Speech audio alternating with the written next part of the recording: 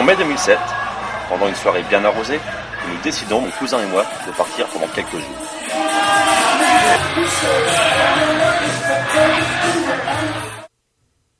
Dès le lendemain, nous trouvons un billet d'avion pour Budapest et partons aussitôt.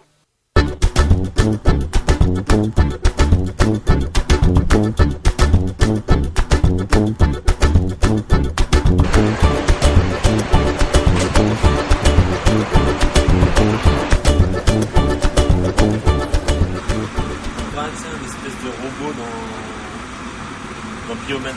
Écoutez, nous sommes à Budapest, nous venons d'arriver dans notre chambre. Grâce au guide, nous trouvons rapidement un hôtel, que nous occuperons tout le reste de notre séjour. C'est un ancien appartement, aménagé en dortoir, où l'on s'y sent rapidement comme chez soi. L'entrée, the General Hall.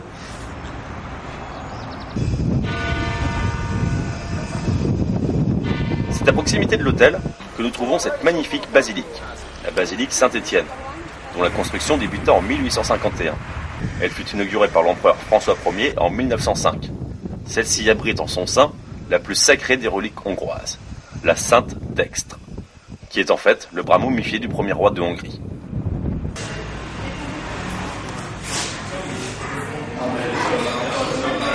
L'autre, regardez ton ami Nicolas. Bon, aujourd'hui on va se baigner.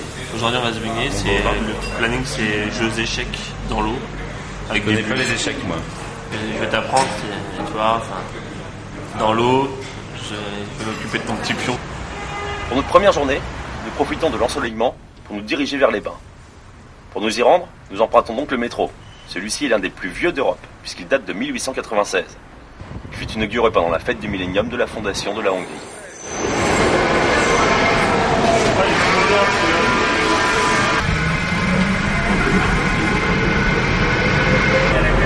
C'est sympa.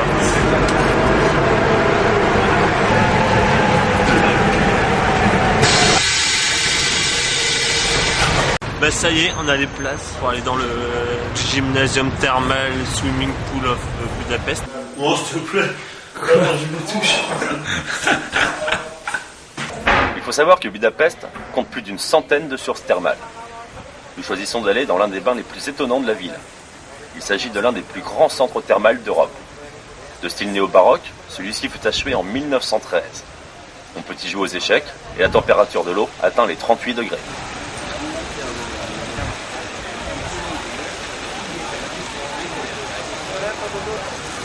Les vertus thermales de cette eau sont bonnes pour les troubles dermatologiques ainsi que pour soigner les troubles nerveux et digestifs. Yo, Tout bien. merci mon gars. Nous nous retrouvons devant la place des héros, qui est inscrite au patrimoine mondial de l'UNESCO. Ce monument fut érigé pour célébrer le millénième anniversaire de la conquête du pays par les Magyars. Au centre se trouvent les statues de 7 rois magyars. En demi-cercle, on trouve des statues représentant une série de célèbres Hongrois. L'ensemble est couronné d'une imposante colonne de 45 mètres de haut avec l'archange Gabriel en son sommet. Ouais, bon bah on se fera bien un petit resto, Julien. Bah ouais, ça peut être cool. Ouais, il y a pas mal de choix, je sais pas trop quoi bouffer. On pourrait prendre du Orgeat Lives, là. Ouais, on va se prendre sent. plutôt un truc plus simple, un marteau de Kolkov de Redtail. Ah ouais, ça peut être bon aussi, ça, remarque, tu me diras. Faut bien se nourrir, c'est comme ça que tu as du détente. Ah, il y a plein de pieds, des pieds de porc, des pieds de chèvre, des pieds de biche. La gare de Budapest peut faire penser à l'une des nombreuses gares ferroviaires que l'on trouve en France. Et pour cause, celle-ci fut construite par Eiffel en 1875. Un fast-food occupe l'un des bâtiments de la gare. On dit qu'il serait l'un des plus beaux fast-food de cette enseigne du monde. Nous nous y ratons donc pour boire un café. Pas encore la gueule d'abruti. Dans un petit McDo sympa construit par Eiffel, Ah ouais. 900. La goulash, soupe traditionnelle hongroise. Je vous décris brièvement, ça sent les saveurs du bœuf bourguignon. Donc il y a de la viande, des pommes de terre, des morceaux de carottes, des viandes et légumes. Très bon. C'est très bon. C'est du bruit. Ah, ça fait... C'est un plat qui est bon, mais bruyant. Un peu C'est bruyant. le problème de ce genre de plat. C'est que c'est pas le plat discret direct.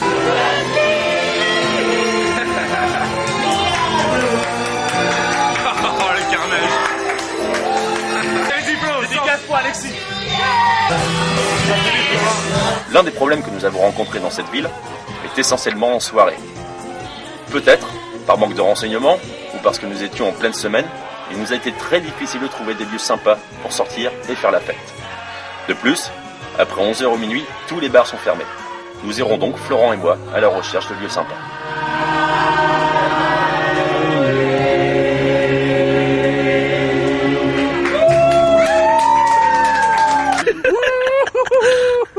T'as pas une lumière qui suit, il y a un décalage avec les images. Mais oh putain, ça speed. Marche un peu. On boit des bières.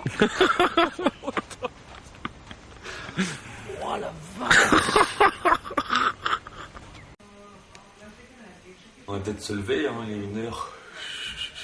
Finalement, nous avons passé une bonne partie de la nuit à errer dans les rues de Budapest. Il est assez simple de trouver boissons et nourriture, du fait du nombre important de supérettes ouvertes jusqu'à l'aube.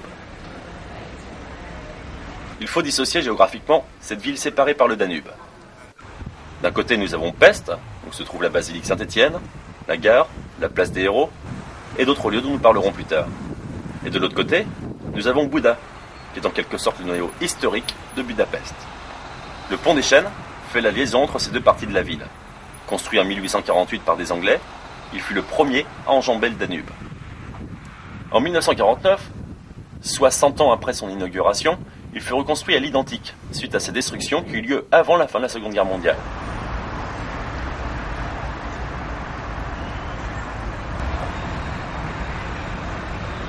Le funiculaire permet de monter au sommet de la colline. C'est en haut que l'on trouve le château royal. Le château a été détruit et reconstruit plusieurs fois, notamment après le siège et la libération de Budapest par l'occupant turc, et pendant la Seconde Guerre mondiale. Encore aujourd'hui, des ouvriers travaillent d'arrache-pied pour lui rendre son aspect d'origine.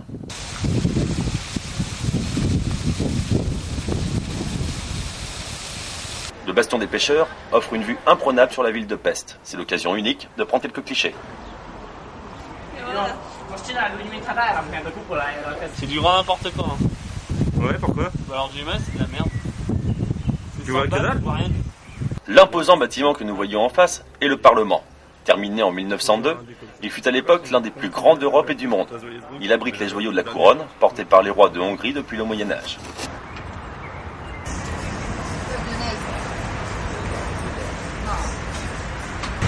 Une petite tenue folklorique pour Noé. Pour Noé. Il serait pas joli là-dedans, lui, Noé? Ah, Noé serait viré comme un gant. Il serait sexy comme tout. Avec un petit nœud. Je te le revends facile en Europe de l'Est. Là, ce soir, on hésite entre claquer des thunes dans un bowling, dans des machines à sous, dans de l'alcool, boire des bières sur le trottoir comme hier soir. On a plein de possibilités, quoi. C'est vrai. Ouais. C'est la Dolce Vita qu'on appelle vous. Ouais.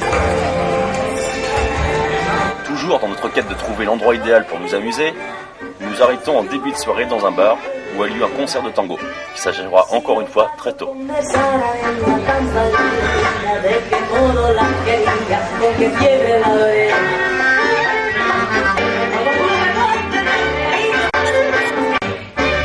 Budapest, il est 21h20, les gens se rendent se coucher, le concert est terminé.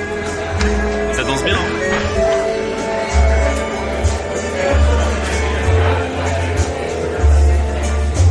J'ai rarement vu les gens danser aussi bien.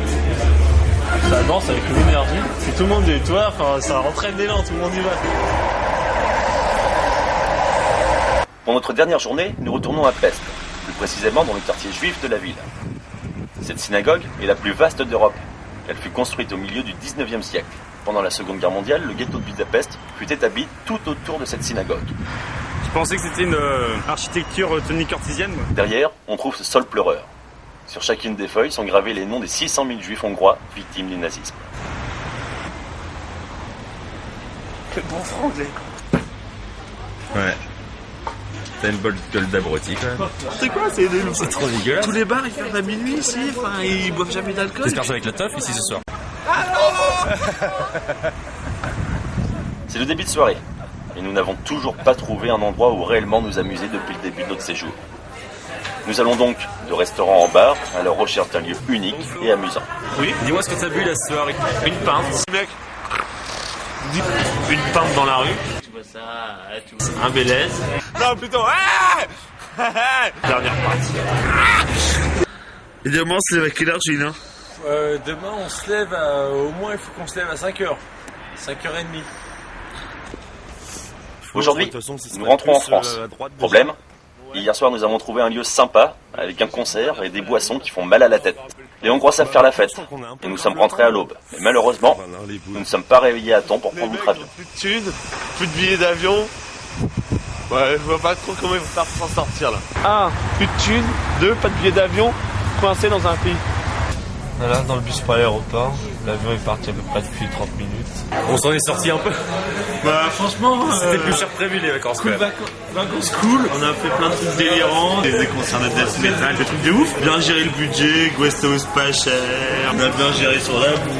On a tout bien géré. Sauf ce matin, là on a légèrement déconné, c'est que le vol de 9h45, on est arrivé à 11h. Notre petite complication au moment du départ n'enlèvera en rien le plaisir que nous avons eu, Florent et moi, en découvrant cette ville.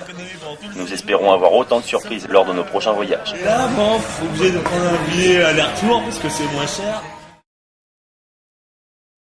C'est quoi cette baraque là? Je sais pas, mais elle est magnifique. Ouais, c'est gros.